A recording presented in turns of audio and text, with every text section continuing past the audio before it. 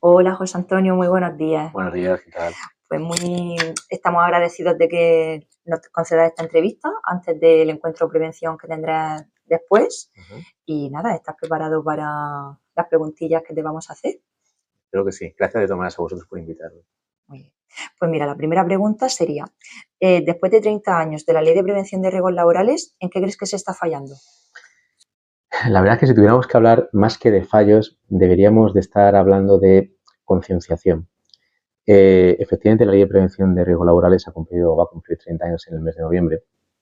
Hay ya borradores desde el año pasado que intentan mejorar distintos aspectos de la ley, pero lo primero que nos tendríamos que plantear efectivamente es por qué, y lo digo desde el punto de vista de mi profesión, que es inspector de trabajo, por qué se producen tantos incumplimientos de las distintas obligaciones que desde el año 95 establece tanto la Ley de Prevención como la normativa de desarrollo. Y incumplimientos que muchas veces, lamentablemente, ya no solamente motivan actas de infracción por parte de la Inspección de Trabajo, sino que dan lugar a situaciones de riesgo para la integridad física de los trabajadores que acaban materializándose en accidentes de trabajo o bien que provocan enfermedades profesionales. Yo empezaría sobre todo por la importancia que tiene la integración de la prevención en la empresa. Curiosamente, la ley de prevención ha sido objeto de muchas modificaciones, pero sobre todo a partir del Real Decreto 604/2006, lo que se reforzó fundamentalmente es la importancia que tenía integrar la prevención en la empresa. Es decir, que la actividad preventiva de una empresa fuera implantada en todos los niveles jerárquicos de la empresa, que sin perjuicio de que existieran determinados mandos en la empresa, todas las personas que integran su organización tuvieran una formación que les permitiera tener los conocimientos suficientes para poder aplicar la prevención en su puesto de trabajo cumpliendo las medidas preventivas necesarias. Lamentablemente eso, pues en las empresas de hoy no se produce. El modelo de organización preventiva de la gran mayoría de las empresas es un modelo en el cual se tiende a contratar con un servicio de prevención ajeno. Y ese modelo de concertación a través de un servicio de prevención ajeno que está previsto en la norma, concretamente en el artículo 30 de la Ley de Prevención, y con posterioridad también se recogió en el artículo 10 del Real Decreto 39/97, por el que se desarrolla el reglamento de los servicios de prevención, lo que nos lleva es que la empresa contrata con un servicio de prevención ajeno las 4 especialidades preventivas que tiene la obligación de asumir: la seguridad en el trabajo, la higiene industrial, la ergonomía y psicosociología aplicada y la vigilancia de la salud. Claro, el que yo contrate con un servicio de prevención ajeno las actividades preventivas correspondientes a esas especialidades no quiere decir que yo me desentienda de la prevención. Todo lo contrario. El servicio de prevención, como yo siempre digo, me va a poner la prevención en la puerta de mi casa, pero luego yo tengo que abrir la puerta y dejarla entrar. Y dejar que entre, efectivamente, que llegue a todos los trabajadores de mi empresa. Eso da lugar a 2 tipos de problemas. Lo primero, el funcionamiento actual de los servicios de prevención ajenos. La verdad es que si ya cuando salió la ley de prevención y sobre todo el reglamento de los servicios de prevención fue necesario muchas adaptaciones por parte de los servicios de prevención ajenos, esas adaptaciones cada vez son más necesarias y cada vez, lamentablemente, se producen menos. El mercado de los servicios de prevención se ha mercantilizado en exceso. En la actualidad nos hemos encontrado como cada vez hay menos servicios de prevención, pero no porque haya menos necesidad en el mercado, no porque las empresas tengan menos necesidades preventivas, sino simplemente porque lo que se ha hecho es proceder a proyectos de fusión entre distintos servicios de prevención, que lo que han hecho muchas veces, lamentablemente, más que hacer prevención, es absorber carteras de clientes. Yo, servicio de prevención, que tengo una mayor capacidad, voy absorbiendo, voy comprando otros servicios de prevención con la única finalidad de mejorar mi cartera de clientes, pero no con la finalidad de mejorar el servicio que se da a esos clientes. ¿Y eso en qué desemboca? Pues desemboca en que, a pesar de que los servicios de prevención cada vez son más grandes, no tienen una estructura adecuada al número de empresas y trabajadores a los que tienen que dar servicio. Lamentablemente, el número de técnicos de los servicios de prevención es insuficiente. Muchas veces, a pesar de que todos tienen la titulación, la experiencia y cualificación no es la más adecuada. Ya vamos a hablar de las actividades de vigilancia de la salud.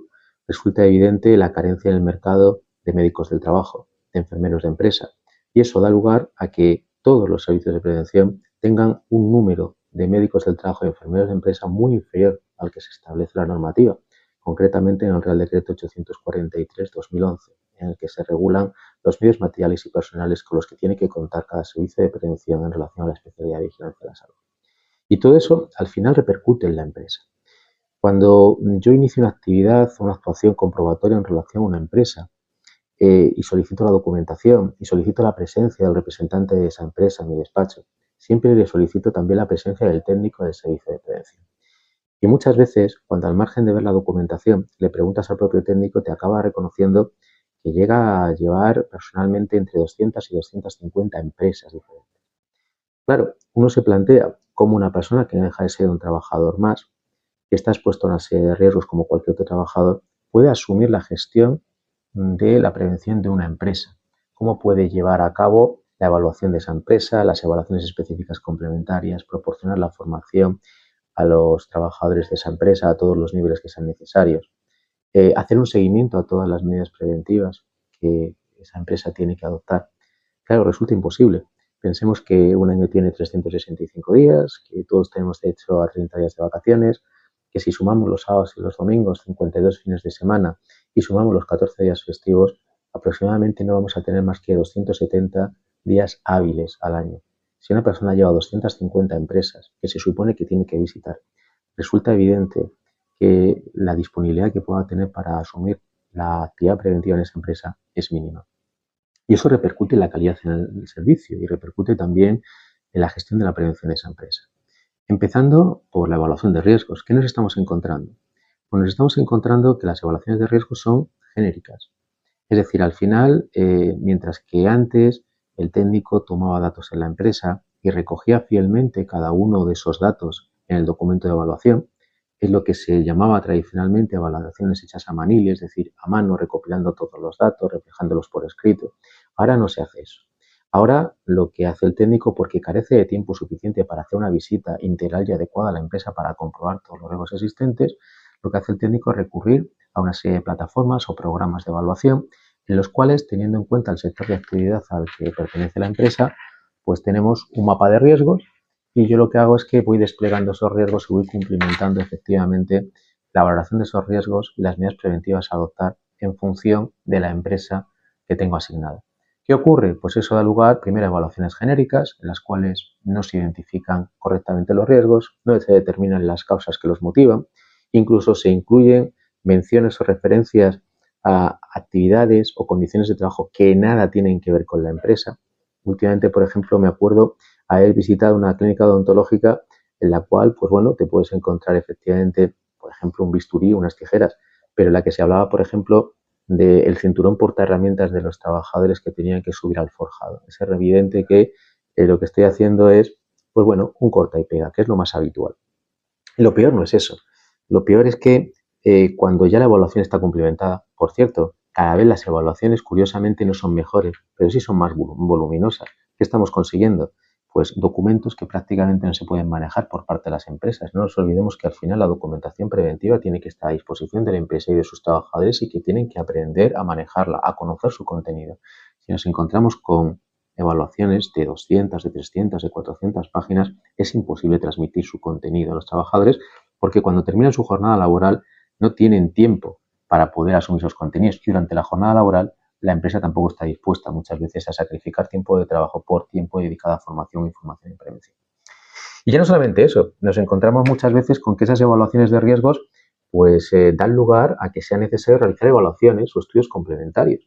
Pensemos, por ejemplo, en empresas donde existen contaminantes químicos. Pues ahí resulta evidente, porque la ley lo exige así, el Real Decreto 374/2001, artículos 3 y 5, establece la necesidad de que el empresario evalúe el nivel de exposición de los trabajadores a los contaminantes químicos. Y claro, ¿qué ocurre? Pues que hemos hablado de los sellos de prevención ajenos, hemos hablado de las evaluaciones, debemos de hablar sobre todo de cómo se están realizando los contratos entre los sellos de prevención ajenos y las empresas. Contratos que desde hace ya mucho tiempo son contratos tipo o modelo, además bastante extensos, enrevesados, con mucho clausulado, pero al final la conclusión es muy sencilla. Muchas de las actividades preventivas que la empresa pueda necesitar están excluidas de las condiciones económicas inicialmente pactadas. ¿Eso qué quiere decir? Que yo tengo contratada una prevención mínima y si realmente tengo que desarrollar aquellas actividades preventivas que la normativa me exige, tiene que ser pagando cantidades adicionales, a veces muy cuantiosas, al servicio de prevención para que las haga a ese o otro servicio de prevención. Y lo mejor no es eso, es que el asesoramiento del servicio de prevención tampoco es el adecuado. Se supone que en un contrato de prestación de servicios, lo primero que le tengo que decir a la empresa es aquello que yo voy a hacer en función del precio que voy a cobrar o que se va a fijar en contrato. Y luego hay un apartado que casi nunca se cumple por parte de los servicios de prevención ajenos, que es determinar aquellas actividades legalmente exigibles para las empresas. ¿Eso cómo se hace? Pues simplemente para empezar visitando la empresa, haciendo una radiografía de la empresa, de las necesidades preventivas, de los riesgos que existen, de las medidas preventivas a adoptar y sobre todo de aquellos estudios específicos o evaluaciones específicas que la empresa necesita desarrollar. ¿Qué ocurre? Pues que si en ese contrato, al margen de que no se incluyan esos estudios o evaluaciones específicas que a veces son bastante cuantiosas, tampoco recojo qué evaluaciones o estudios específicos son necesarios, pues esa función de asesoramiento que por ley tienen que cumplir los sitios de prevención se incumple de manera manifiesta. Ya a una empresa no le puedo decir como ocurre, por ejemplo, en un contrato de prestación de servicios que entre las actividades legalmente exigibles, imaginemos, por ejemplo, pues una empresa que se dedica simplemente a la comercialización de productos cárnicos, pues que tiene que elaborar un plan de seguridad o un estudio de seguridad, o bien simplemente elaborar un documento de atmósferas explosivas, o bien tener un consejero de seguridad de transporte de mercancías peligrosas. Es evidente que no es necesario. ¿Y por qué aparece en ese contrato como actividad legalmente exigible? Porque los contratos son un corta y pega, lo mismo que las evaluaciones. Los servicios de prevención cada vez asumen mayores carteras de clientes, pero no aumentan en la misma proporción el número de personal con el que cuentan para dar servicio a las empresas. No solamente personal técnico, sino personal administrativo que se encargue de revisar los contratos y actualizar esos contratos en función de las necesidades de las empresas. Con lo cual, ¿qué nos encontramos? Contratos genéricos que las empresas muchas veces no se leen, no saben lo que contratan. De tal manera que luego tampoco saben realmente lo que tienen que pagar de manera adicional. Hay muchas veces que a lo mejor se encuentran en esa evaluación de 300 o 400 páginas que al final dice el servicio de prevención. Usted tiene que hacer una evaluación de contaminantes químicos o una evaluación de riesgos psicosociales o una evaluación ergonómica. Claro, el servicio de prevención ni siquiera le pasa una oferta económica, no sabe lo que va a costar eso. Y a veces estamos hablando de muchos miles de euros. Pensemos simplemente en una evaluación de contaminantes químicos, que son las más cuantiosas. Para empezar, hay que hacerla de acuerdo con la norma UNE 689 del año 2019. Eso requiere realizar una estrategia de medición que conlleva para empezar a realizar varios muestreos en días diferentes, a trabajadores diferentes. Estamos hablando de una evaluación que puede costar fácilmente en función de la actividad de la empresa 2, 3.000, 4.000 euros. Claro, para una empresa que a lo mejor ha contratado inicialmente la prevención por 400 euros al año, decirles que ahora tiene usted que hacer una medición que le cuesta 2.000 o 3.000, dice, vamos a ver, o me están engañando o me han asesorado mal, que es lo que ocurre muchas veces. Con lo cual, quizá deberíamos de empezar por ver que, por cierto, los borradores que se están empezando a difundir de la ley de prevención, se está hablando de la necesidad de mejorar la eficacia de los servicios de prevención. Para empezar, habría que revisar las condiciones de acreditación de muchos de ellos. ¿Realmente usted cuenta con los medios materiales y personales necesarios establecidos por la ley para cumplir las obligaciones preventivas en relación a sus empresas clientes, teniendo en cuenta el número de empresas que ha asumido, la dispersión geográfica de centros de trabajo, número de trabajadores totales que usted tiene que atender y también teniendo en cuenta los riesgos de cada una de las actividades de su empresa? Lógicamente, actividades de mayor riesgo requieren mayor dedicación, sí o no? Si no están en condiciones, no pueden seguir en el mercado, porque lo que estamos haciendo es acreditando, autorizando a empresas que están dando un servicio precario. Y eso al final se traslada en incumplimientos que tienen que asumir desde el punto de vista de sanciones administrativas las propias empresas. Sin perjuicio de que efectivamente aquellos servicios de prevención que incumplan la normativa no dando el servicio adecuado o incumpliendo esa obligación de asesoramiento o informe que tiene, también pueden ser sancionados por la Inspección de Trabajo. Pero fundamentalmente el principal responsable acaba siendo la empresa. Con lo cual, hemos hablado de los contratos con servicios de prevención, bastante precarios. Además, es muy sencillo. Yo le diría a las empresas que primero lean los contratos que firman con los servicios de prevención, que no sean contratos modelo, que no incluyan en los contratos cláusulas que nada tienen que ver con su actividad, como lo que hemos hablado, documento de mercancías peligrosas, actividades de construcción. Yo no me dedico a ese sector. Que les dejen muy claro lo que tienen incluido y las condiciones económicas pactadas y que les digan muy claramente aquello que tienen que realizar y que no están incluidas en las condiciones económicas y cuánto les va a costar. ¿Qué menos que eso que ocurre en cualquier sector de actividad? Si vamos a hacer una reforma en nuestra vivienda, queremos saber nuestro presupuesto y aquellas cosas que nosotros deseamos al margen del presupuesto inicial, ¿cuánto nos va a costar? Pues ocurre lo mismo cuando estamos hablando de prevención, en este caso con más razón todavía. Pero al margen de eso hemos hablado también de las carencias de las evaluaciones. También falla mucho la formación que estamos proporcionando a los trabajadores. Es curioso, siempre se ha hablado que la formación tiene que cumplir los requisitos del artículo 19. Formación teórica, práctica, suficiente, adecuada, centrada en los riesgos específicos del puesto de trabajo y proporcionada a ser posible dentro de la jornada laboral. Bueno, pues seguramente por esa carencia de tiempo del que disponen los trabajadores para recibir esa formación, seguramente por esa carencia de técnicos que los servicios de prevención tienen para visitar las empresas o para impartir cursos de formación, cada vez es más habitual encontrarnos con sistemas de formación online o a distancia o teleformación.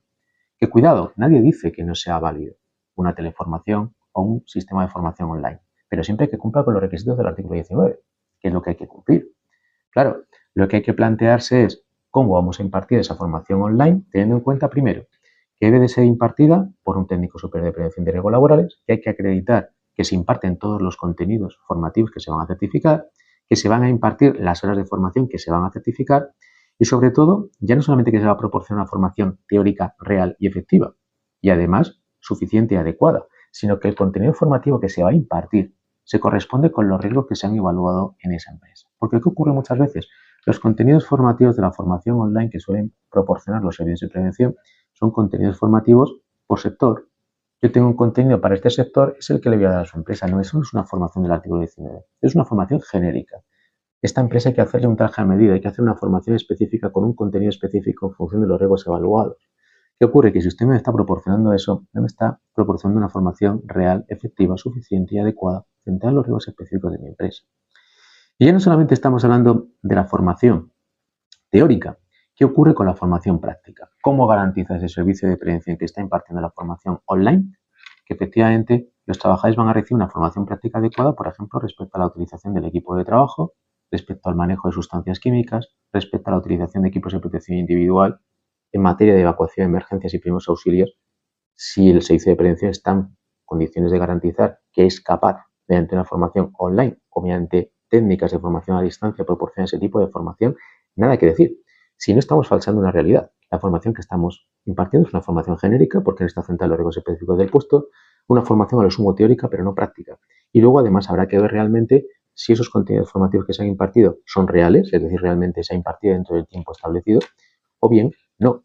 Porque luego, claro, el trabajador accede a través de un dispositivo informático y hay que ver si realmente ha dedicado esa formación todo el tiempo que dice el servicio de prevención y que certifica. Es decir, habrá que controlar los accesos y la duración de cada uno de ellos. Y además sería recomendable que hubiera pruebas que valoraran efectivamente que los trabajadores, una vez finalizada la formación, han recibido esos conocimientos y los han asumido como propios. Hemos hablado de la formación y terminamos hablando, por ejemplo, de las carencias de la vigilancia de la salud. Otro de los aspectos que, por cierto, va a abordar también la posible reforma de la ley de prevención. Lo primero que no tienen claras las empresas es cuándo es obligatoria la vigilancia de la salud.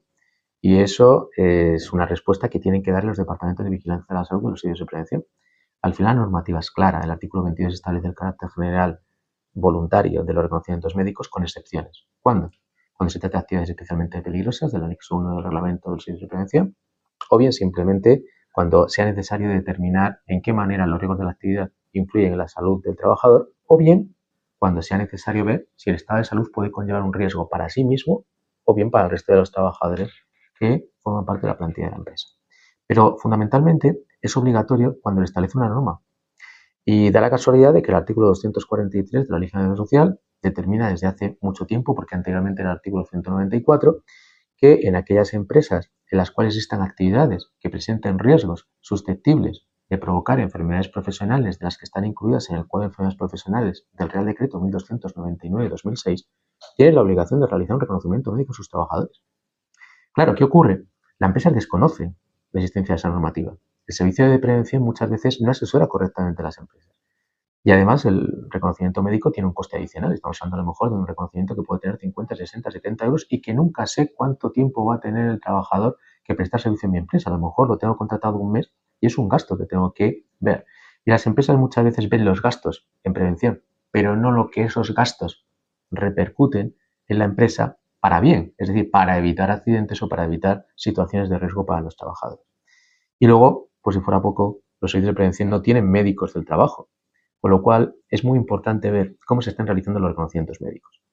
¿Por qué? Porque los reconocimientos médicos hay que realizarlos conforme se establece en el artículo 22 en el artículo 37.3 del Reglamento de los Servicios de Prevención, pero sobre todo conforme a lo establecido en el Real Decreto 843/2011, y requieren unos tiempos específicos en función de las pruebas que hay que realizar a los trabajadores, y esas pruebas hay que realizarlas en función de los protocolos médicos que se fijan por el Departamento de Vigilancia de la Salud, el Servicio de Prevención, conforme a los riesgos a los que están expuestos cada trabajador en su puesto de trabajo. En resumen, tenemos problemas en cuanto a integración de la prevención en las empresas. Las empresas no tienen conciencia de las necesidades preventivas, ni siquiera tienen conciencia muchas veces del contenido de los contratos que firman con los servicios de prevención. Tenemos muchas deficiencias en cuanto al contenido de las evaluaciones de riesgo, entre otras cosas porque cada vez son más genéricas, no dejan de ser muchas veces un corta y pega, sobre todo por la falta de tiempo de los técnicos evaluadores destinados a esas empresas por parte del servicio de prevención. Luego tenemos problemas respecto a la formación de los trabajadores, no es ni suficiente ni adecuada en muchos casos, ni está centrada en los riesgos específicos del puesto de trabajo y sobre todo, aparte de teórica, no es práctica. Y muy importante que la formación no es algo estático, debe ser reciclada en función de la evolución de la técnica, en función de la evolución de los riesgos, en función del recordatorio que necesita el trabajador para acordarse de aquello que ya recibió hace 2, 3, 4 años. Y la vigilancia de la salud, lógicamente, es necesaria. Cada vez más hay trabajadores que tienen bajas médicas, que aparentemente se derivan de contingencias comunes y que muchas veces ocultan verdaderas bajas motivadas por contingencias profesionales, es decir, relacionadas con el trabajo. Y termino simplemente con una cosa, hay empresas que efectivamente tienen contratada la prevención con sus servicios de prevención y lamentablemente el funcionamiento no es el más adecuado, pero hay empresas de mayor tamaño que tienen asumida la prevención mediante la constitución de servicios de prevención propios o mancomunados. Y ahí tenemos un problema parecido. En este caso es la empresa la que gestiona su propia prevención. Solamente contratan con un servicio de prevención ajeno aquellas especialidades que no han asumido como propias. Pero aquí también vemos una carencia de medios. Los servicios de prevención muchas veces tienen un número muy reducido de técnicos, teniendo en cuenta que muchos además tienen centros de trabajo por toda España, por tanto existe una dispersión geográfica, con un alto número de trabajadores, a veces con actividades de especial riesgo, y eso hace que el número de trabajadores asignados al servicio de prevención sea insuficiente. Lógicamente, es muy difícil que puedan atender las necesidades de todos los centros. ¿Y qué se hace? Pues muchas veces, para hacer una evaluación de riesgos, ni siquiera se hace una visita adecuada a cada uno de los centros de trabajo. O bien, sobre todo en aspectos como la formación de riesgos laborales, pues se imparte online, con las dificultades que hemos dicho anteriormente. Aparte de que la vigilancia de la salud, pues muchas veces hay que contratarla también a nivel nacional y no en todas partes del territorio los servicios de prevención están en condiciones de proporcionar ese servicio en condiciones adecuadas. En resumen, mejorar la integración de la prevención en las empresas, mayor conciencia preventiva por parte de los empresarios y trabajadores, pero para eso tienen que tener una mejor formación, mejor funcionamiento sobre todo por parte de los servicios de prevención ajeno, que prácticamente acaparan el 80% de las empresas del mercado, sobre todo empezando por los contratos, empezando también por la insuficiencia de medios, que lógicamente no se puede permitir porque son servicios acreditados y que deben de tener esos medios materiales y personales suficientes y adecuados que les exige la normativa, y eso repercutiría, si es así, en mejores evaluaciones de riesgos, mejores actividades formativas, mejores actividades de vigilancia de la salud. Y sobre todo, quizá, y lo digo como inspector de trabajo, un mayor control por nuestra parte, no solamente respecto a las empresas, sino respecto a los servicios de prevención, y ya no solamente mediante actividades sancionadoras, sino mediante actividades que pudieran implicar la pérdida de acreditación por parte de un servicio de prevención, que eso les imposibilitaría seguir en el mercado. Servicio que efectivamente no cumple los requisitos para cumplir, como ocurre en otros ámbitos de actividad, no podría seguir trabajando en ese sector. Pues José Antonio, seguimos con la siguiente pregunta. Vale. Y la siguiente pregunta es, ¿piensas que iniciativas como estas pueden aportar algo de valor al sector? Creo que sí. Yo creo que lo primero que hace falta precisamente es iniciativas que acerquen la prevención a las empresas. No solamente desde un punto de vista técnico, sino desde un punto de vista teórico y práctico. Muchas empresas, lamentablemente, desconocen las obligaciones que tienen que cumplir en materia de prevención de riesgos laborales. Y ya no solamente por parte mía como inspector de trabajo, sino sería deseable que todos los profesionales que participamos de alguna manera en el sector de la prevención podamos poner en común aquellas necesidades que tienen las empresas e informar de ellas a las empresas. Es curioso, pero después de 30 años, las empresas siguen sin conocer la ley de prevención de riesgos laborales. Yo muchas veces en el despacho me planteo lo fácil que a lo mejor sería, en vez de tener que visitar una empresa. Luego, lamentablemente, el papel de la inspección de trabajo no es el más agradable cuando tienes que sancionar a una empresa, pero poder visitar a una empresa y poderle explicar aquello que tiene que hacer, y lo fácil que sería, en vez de visitar una empresa y una empresa que es prácticamente imposible, lo fácil que sería ponerla a reunir y decirles, miren ustedes, cuéntenme sus inquietudes, trasládenme sus preguntas y a partir de ahí vamos a intentar dar respuesta. Respuestas que deberían de dar los sitios de prevención y que muchas veces lamentablemente no dan. Pero cuanto a más gente, a más empresas, a más trabajadores podamos llegar, trasladándole las necesidades preventivas, las obligaciones preventivas que tienen que cumplir y sobre todo la importancia que tiene cumplir esas obligaciones preventivas. Para el empresario, porque si las cumple, vale que va a tener que hacer una inversión en prevención, pero sí es cierto que va a ahorrar un coste económico importante tanto en materia de sanciones administrativas como en materia de posibles responsabilidades que se puedan derivar de los accidentes de trabajo que se puedan producir en la empresa como consecuencia de la falta de medidas preventivas. Pensemos que un accidente de trabajo, aparte de la sanción administrativa, va a conllevar un recargo de prestaciones bastante más cuantioso que esa sanción administrativa. Va a conllevar una indemnización que seguramente puede reclamar el trabajador por los daños que haya podido sufrir. Y al final va a perjudicar ya no solamente el funcionamiento de la empresa, sino también la propia imagen de la empresa. Con lo cual, lo que se trata es hacerle ver al empresario la importancia que tiene cumplir esas obligaciones preventivas y a través de iniciativas como esta sí se puede trasladar esa idea. ¿Y qué decían los trabajadores? Los trabajadores muchas veces la confianza es muy mala. Cuando analizamos la mayoría de las causas de los accidentes nos damos cuenta de que se deben por un exceso de confianza, pero también por una falta de formación. Tener conciencia de lo importante que es tener los conocimientos formativos suficientes que tiene que proporcionar el empresario al trabajador para que sepa desarrollar su trabajo diariamente en condiciones de seguridad. Cómo realizar un procedimiento de manera segura. Cómo poder utilizar un EPI, colocárselo, retirarlo. Yo he ido a muchas horas de construcción y me encuentro con trabajadores que tienen muchos cursos de formación, pero que no son capaces de ponerse unas redes de seguridad y anclarla a una línea de vida. Parece mentira, pero es cierto. Cómo manipular correctamente un equipo de trabajo.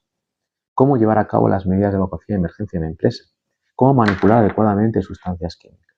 Al final estamos hablando de que la formación es muy importante y es muy importante que además no consista simplemente en un papel que me certifica que la he recibido, sino que la haya asimilado y la pueda poner en práctica cada día. Por eso es tan importante que se hagan recordatorios, por eso es tan importante que la formación se dé en el puesto de trabajo o en una obra a pie de tajo, para que se pueda ver realmente con las necesidades preventivas y de trabajo que tengo delante, cómo tengo que llevar a cabo mi actividad sin ningún tipo de riesgo.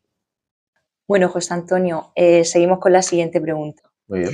En tu opinión, ¿cómo podemos alcanzar una auténtica cultura preventiva? Enlazando con la anterior pregunta, ¿cómo alcanzar una auténtica cultura preventiva? Lo primero, yo digo siempre que para tener cultura en cualquier sector de la actividad hay que ver mucho, hay que formarse mucho, hay que informarse mucho. Con lo cual, pues prácticamente acabamos otra vez asociando a las contestaciones que anteriormente te he dado en las anteriores preguntas que me has hecho. Lo primero, como no puede ser de otra manera, informándose y formándose bien. Pero claro, para informarse y formarse bien hay que saber sobre qué. Lo primero, tengo que tener un conocimiento en función, un conocimiento preventivo en función del puesto que ocupo en la empresa, de la tarea que realizo cada día, de las funciones preventivas que tengo que asumir. Con lo cual, lo primero que tengo que tener claro es qué voy a hacer en mi empresa desde el punto de vista preventivo y qué conocimientos preventivos tengo que tener. Una vez que tengo esas necesidades definidas, lo que tengo que ver es si en mi empresa tengo correctamente evaluadas esas necesidades, identificados correctamente esos riesgos y también aquellas medidas preventivas que tengo que adoptar. ¿Por qué? Porque al final, volvemos otra vez a las mismas, esa formación e información que tengo que recibir yo va a ir en función. Si es una formación de gestión preventiva, en función de las responsabilidades que en materia de prevención yo asumo. ¿Dónde vienen definidas esas responsabilidades? Pues, por ejemplo, en un documento que muchas veces está guardado en un cajón, que es el Plan de Prevención de Riesgos Laborales de las Empresas. Ahí es donde se fija el organigrama preventivo de la empresa, donde se fijan las personas que asumen responsabilidades a nivel preventivo, las funciones que asumen cada uno de ellos, la formación que deben de tener. Pensemos que en función de esa formación en materia preventiva, yo podría asumir algunas u otras funciones en mi empresa. Y ahí, esa formación, desde el año 97, está recogida en los artículos 35, 36 y 37 del Reglamento del Servicio de Prevención, en las que se determina y se diferencia entre la formación de nivel básico, la de nivel intermedio y la de nivel superior. Y se determina en función de esos contenidos formativos que haya podido adquirir las funciones que puedo realizar. Lógicamente, las funciones de nivel básico requieren menor nivel formativo que las de nivel superior, pero también me permiten llevar a cabo menos actividades preventivas. Con lo cual, lo primero que tengo que saber es eso, que sería una formación desde el punto de vista de gestión preventiva. Lo mismo que si una persona en la empresa asume funciones como delegado de prevención, o como recurso preventivo tiene que tener una formación de nivel básico o una formación como delegado de prevención adecuada a esas funciones que va a realizar.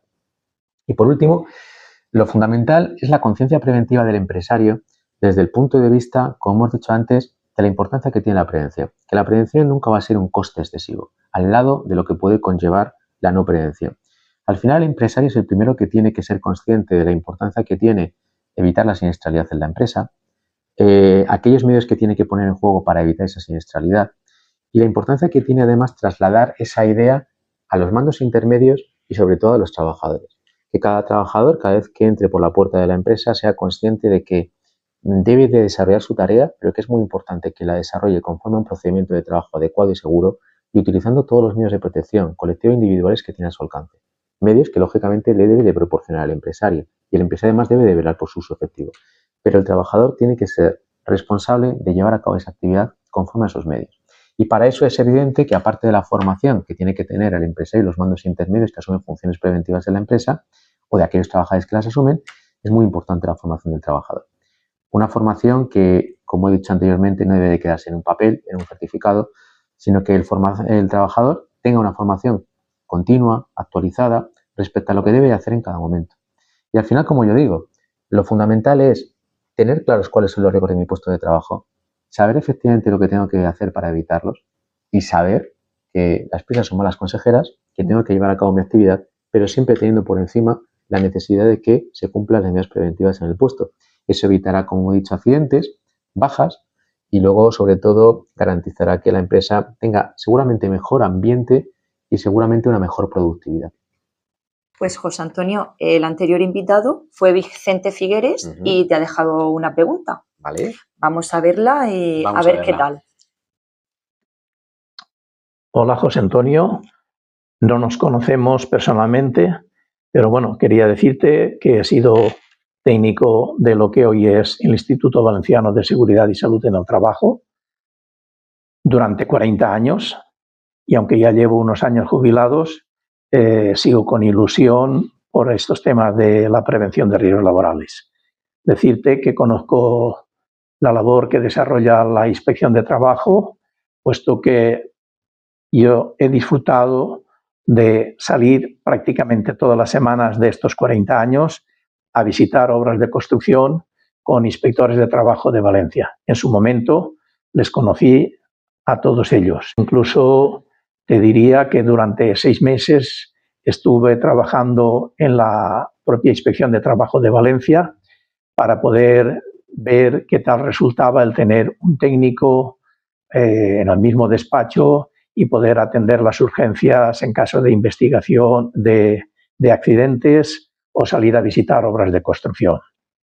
Me indican que te haga una pregunta y, bueno, pues conozco la existencia de un borrador para actualizar la Ley de Prevención de Riesgos Laborales y el Reglamento de los Servicios de Prevención al lenguaje inclusivo y he visto ese borrador que además tiene algunas noticias, algunas actualizaciones muy interesantes, como por ejemplo señalar la obligatoriedad de que el recurso preventivo esté en el tajo y no solo en la obra, como por ejemplo la figura del interlocutor con el servicio de prevención, un trabajador designado por el empresario para atender más directamente al servicio de prevención.